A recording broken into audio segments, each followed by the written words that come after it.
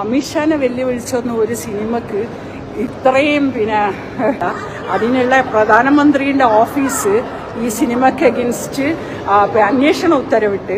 എമ്പുരാൻ കണ്ട് കുരുപൊട്ടിയ നുസ്രത്ത് ജഹാന്റെ ഒച്ചപ്പാടും ബഹളവും പ്രതിഷേധവും പ്രതികാരവും ഭീഷണിയൊക്കെയാണ്. കണ്ടുനോക്കി. വർഗീയത കൊണ്ട് കളിയാട്ടം നടക്കുന്ന ഒരു രാജ്യം, പ്രത്യേകിച്ചും നമ്മുടെ കേരളത്തിൽ നിന്ന് ഇതുപോലൊരു സിനിമ ഉണ്ടാവാൻ പാടില്ലായിരുന്നു. മൊത്തം സിനിമാ പ്രേമികളും സിനിമാ നിർമ്മാതാക്കളിയാണ് ഇത് നമ്മളെ തലകുനിക്കുന്നത്. കാരണം സിനിമ എന്ന് പറയുന്ന ഒരു മീഡിയ അത് എത്രമാത്രം ജനങ്ങളിലെ സ്വാധീനിക്കുന്നുള്ളത് നമ്മൾ അടുത്ത കാലത്തൊക്കെ കണ്ടിട്ടുണ്ട്. ഇങ്ങനൊരു സിനിമ കേരളത്തിൽ ഇറങ്ങാൻ പാടില്ലായിരുന്നു. സിനിമ എന്ന് പറഞ്ഞ മീഡിയ ജനങ്ങളിൽ ഒരുപാട് സ്വാധീനം ചെലുത്തും. ശരിയാണ്. ഇതിന് മുന്നേ ഇറങ്ങിയിട്ടുള്ള ദ കേരള സ്റ്റോറി എന്ന് പറഞ്ഞിട്ടുള്ള സിനിമ സ്വാധീനം ചെലുത്തൂലേ ജനങ്ങളിൽ? അവിടെ സ്വാധീനം ചെലുത്താത്ത ഒരു സിനിമ, സംഘികളുടെ ക്രൂരതയെ തുറന്നു കാട്ടുന്ന ഒരു സിനിമ വരുമ്പോ എങ്ങനെയാണ് സ്വാധീനം ചെലുത്തുന്നത്? അപ്പൊ തീർച്ചയായിട്ടും ഈ സിനിമ എഡിറ്റ് ചെയ്യാതെ വെള്ളിയാഴ്ച വരെ ഓടിക്കാന്നുള്ളത് ഒരു വലിയ പരിഹാര മാർഗമല്ല. തീർച്ചയായിട്ടും അത്രയും ദിവസം മതി. ആകെ 25 ആളുണ്ടായാലും ആരും ശ്വാസം അയച്ചിട്ട് പോലുമില്ല. രാജ്യത്ത് 20 കോടിയിലധികം വരുന്ന മുസ്ലിം സമുദായത്തെ മുഴുവൻ താറടിച്ച് കാണിക്കുന്ന ഒരു സിനിമ കേരള സ്റ്റോറി എന്നൊരു സിനിമ പുറത്തിറങ്ങിയപ്പം ഇന്ത്യയിലെ ജനങ്ങൾ മുഴുവൻ ഈ സിനിമ പോയി കാണണം എന്ന് വിളംബരം നടത്തിയപ്പം സ്വാധീനിക്കാത്ത സിനിമ എങ്ങനെയാണ് RSSന്റെ ഗുജറാത്ത് കലാപത്തെ തുറന്നു കാട്ടുന്ന ഒരു സിനിമ വന്നപ്പം ജനങ്ങളെ സ്വാധീനിക്കുന്നത്? അതിന് ജാതി പറയേണ്ട ആവശ്യവും ആയത്തോതേണ്ട ആവശ്യമൊന്നുമില്ല. നമ്മളെപ്പോഴും പറയും ഇത് പറയരുത്, അത് പറയരുത് പറയും. പക്ഷെ പറയണത് ഇത്രയും വലിയ മോഹൻലാലൊക്കെ പോലത്തെ നടനും പൃഥ്വിരാജൊക്കെ വന്ന് ഇത് പറയുമ്പോൾ ഇത് സ്വാധീനിക്കുന്ന എത്രയോ പേരുണ്ട് ഈ സ്വാധീനത്തിൽ പെടുന്നത്. അതാണ് നമ്മൾ. അപ്പൊ ഇതിപ്പോ ആവേശം വെച്ചു 2 ദിവസം കൊണ്ട് ആൾക്കാർ തിങ്ങി കാണാൻ പോകുന്ന കേരളത്തിൽ പറയും. വേറെ ഇവിടെ ഒന്നും അതിന് ആളെ കിട്ടൂല. നിങ്ങളൊന്ന് ഗുജറാത്ത് കൊണ്ടുപോയി കളിപ്പിക്കുക ഈ സിനിമ, അപ്പൊ അറിയും വിവരം. ഈ സിനിമ കാണാൻ കേരളത്തിലെ ആളെ കിട്ടുള്ളൂ, വേറെ എവിടെ ആളെ കിട്ടൂല. ഗുജറാത്ത് കൊണ്ടുപോയി കളിപ്പിക്കുക ഈ സിനിമ എന്ന് അപ്പൊ വിവരം അറിയുന്നത്. ഈ സിനിമയുടെ കളക്ഷനും ടിക്കറ്റിന്റെ കളക്ഷനും ഒക്കെ ഒന്ന് പരിശോധിച്ചു നോക്കുന്നില്ല. അപ്പൊ ഇത്രയും മാപ്പ് പറയാൻ നിങ്ങൾ തയ്യാറായെങ്കിൽ ഈ സിനിമ എഡിറ്റ് ചെയ്യണവരെ മാറ്റി നിർത്തപ്പെടണം. നിങ്ങൾ എന്താണ് എഡിറ്റ് ചെയ്യാനും മ്യൂട്ട് ചെയ്യാനും തീരുമാനിച്ചതെന്നുള്ളത് നമുക്കറിഞ്ഞൂടാ. എന്തിനാ നിങ്ങൾ അത്ര പേടിക്കുന്നത്? നിങ്ങൾ ചെയ്യാത്ത കാര്യങ്ങളല്ലല്ലോ. കൊലപാതകമാണെങ്കിലും അതിനൊരു രീതിയുണ്ട്. കൊതുകിനെ കൊല്ലുന്ന പോലെയല്ല നമ്മൾ പാമ്പിനെ കൊല്ലുന്നത്. അത്രയും ക്രൂരമായിട്ട് കൊന്നു കളഞ്ഞൊരു കൊലപാതകം, അതും എണ്ണി കൊന്നു കളഞ്ഞൊരു കൊലപാതകം 10-25 വർഷം മുന്നേ നടന്ന സംഭവമാണ്. അപ്പൊ ആ ഗുജറാത്ത് കലാപം കഴിഞ്ഞതിന് ശേഷം ജനിച്ച കുട്ടികൾക്കൊക്കെ 10-23 വയസ്സ് കഴിഞ്ഞ്. അപ്പൊ അവർക്കൊന്നും ഈ കാര്യത്തെ കുറിച്ച് അറിയില്ല. ചരിത്രമാണ്, മറന്നുപോകരുത്, ഓർമ്മയിൽ വരണം. അതുകൊണ്ട് തന്നെയാണ് ഇത്തരം സിനിമകളൊക്കെ വരുന്നത്. പിന്നെ ഈ സിനിമയിലേക്ക് വന്ന ഫണ്ടുകൾ ഏതാണെന്നുള്ളത് കറക്റ്റായിട്ട് അന്വേഷിക്കേണ്ട ഉത്തരവാദിത്വം സെൻട്രൽ ഏജൻസിക്ക് ഉണ്ട്.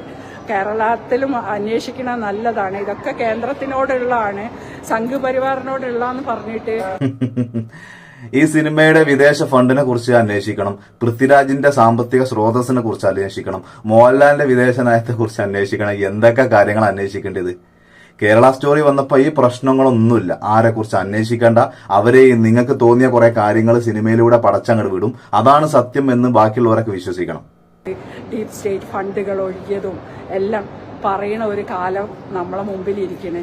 ഈ ഫണ്ട് എവിടുന്ന് വന്നു, എന്താണ് ഇതിനുള്ളിൽ എന്നുള്ളത് എല്ലാവരെയും ചോദ്യം ചെയ്യണമെന്ന് പ്രധാനമന്ത്രിയുടെ ഓഫീസും ഹോം മിനിസ്റ്റർ ഓഫീസും തീർച്ചയായിട്ടും അതിലേക്ക് കടക്കുന്നതായിരിക്കും. അതിന്റെ സ്റ്റാർട്ടിംഗ് എല്ലാം ഡൽഹിയിൽ ആരംഭിച്ചു കഴിഞ്ഞു എന്നുള്ള ഒരു സമാധാനം മാത്രമുണ്ട്. കാരണം ഇത് സംഭവിച്ചുകൂടാ. നമ്മുടെ നാട്ടിൽ സിനിമാ പ്രേമികളായ നമ്മളുടെ ഇടയിൽ ഇത് സംഭവിച്ചില്ല.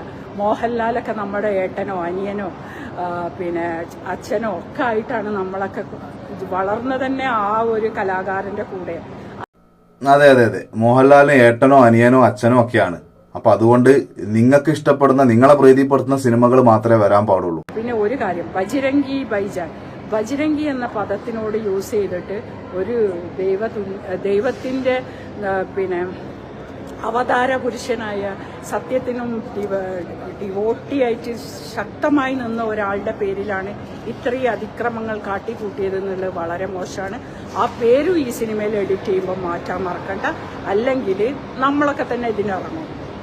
ഈ സിനിമ ബാൻ ചെയ്യാൻ തന്നെ ഇറങ്ങും. ആ പേര് ബജ്രംഗി എന്നുള്ള പേര് തന്നെ മാറ്റണം. നിങ്ങൾ സിനിമയിൽ എഡിറ്റിംഗിൽ പ്രത്യേകം ശ്രദ്ധിക്കേണ്ട ഒരു കാര്യമാണ്. അതെ അതെ, ബജ്രംഗി ഭയങ്കര പ്രശ്നമാണ്. ദൈവത്തിന്റെ അവതാര പുരുഷനാണ് ബജ്രംഗി ബാബുവിന്റെ. അന്ന് ഗുജറാത്ത് കലാപത്തിൽ ബജ്രംഗി ബാബു പറഞ്ഞ കാര്യങ്ങൾ എല്ലാവർക്കും അറിയാം. ഇല്ലെങ്കിൽ ഇതാ ഒന്ന് കണ്ടോ. ബാബു ഭായ് പട്ടേൽ എന്ന ബാബു ബജ്രംഗി ഹിന്ദുത്വ സംഘടനയായ ബജ്രംഗ് ദളിന്റെ ഗുജറാത്തിലെ ഏറ്റവും ശക്തനായ നേതാവാണ്. സംഘടനയ്ക്ക് വേണ്ടിയുള്ള അകമഴിഞ്ഞ സമർപ്പണമാണ് ബാബുഭായ് പട്ടേലിനെ ബജ്രംഗി ബാബുവാക്കിയത്. 2002 ഗുജറാത്തിലെ കലാപകാലത്ത് ബജ്രംഗി സേനയ്ക്ക് നേതൃത്വം നൽകിയത് ബാബു പട്ടേലായിരുന്നു. പ്രത്യേകിച്ച് നരോദയിൽ ഏറിയ പങ്കും സാധാരണക്കാരായ മുസ്ലിമുകൾ താമസിക്കുന്ന സ്ഥലമായിരുന്നു നരോദ പാടിയ. ഫെബ്രുവരി 27 നടന്ന ഗോദ്ര സംഭവത്തെ തുടർന്ന് ഫെബ്രുവരി 28 സംസ്ഥാനത്ത് ബന്ദ് നടത്താൻ വിശ്വ ഹിന്ദു പരിഷത്ത് ആഹ്വാനം ചെയ്തു. അന്ന് രാവിലെ 9 മണിയോടെ ഭാരതീയ ജനതാ പാർട്ടിയുടെയും ബജ്രംഗ് ദളിന്റെയും നേതൃത്വത്തിൽ ഏതാണ്ട് 5000-ഓളം വരുന്ന ആളുകൾ നരോദ പാടിയ പ്രദേശത്ത് അക്രമം അഴിച്ചുവിട്ടു. വീടുകൾക്ക് തീവച്ചു. ആളുകളെ തീവച്ച് കൊന്ന ശേഷം മൃതശരീരം അടുത്തുള്ള കിണറിൽ വലിച്ചെറിഞ്ഞു. LPG ഗ്യാസ് സിലിണ്ടറുകൾ ഉപയോഗിച്ച് നൂറാനി പള്ളി സ്ഫോടനത്തിൽ തകർത്തു. കത്തിക്കുത്ത്, കവർച്ച, മാനഭംഗം, പൊതുസ്ഥലത്തിൽ വെച്ച് കൂട്ടബലാത്സംഗം എന്നിവയും കലാപത്തോടനുബന്ധിച്ച് നടന്നു.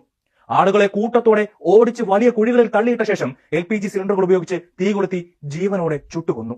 സ്ത്രീകളെ കൂട്ടബലാത്സംഗത്തിനിരയാക്കിയ ശേഷം കൊലപ്പെടുത്തി. കുഞ്ഞുങ്ങളെ പോലും വെറുതെ വിട്ടില്ല. മനുഷ്യ മനസാക്ഷിയെ മരവിപ്പിക്കുന്ന കാഴ്ചകളാണ് നഗരത്തിൽ അരങ്ങേറിയത്. 36 സ്ത്രീകൾ, 26 പുരുഷന്മാർ, 35 കുട്ടികൾ എന്നിങ്ങനെ 97 പേർ കൊല്ലപ്പെട്ട സംഭവത്തിൽ അക്രമത്തിനിരയായതെല്ലാം മുസ്ലിങ്ങളായിരുന്നു. ഒരൊറ്റ ഹിന്ദുവിന് നേരെയും അക്രമമുണ്ടായില്ല.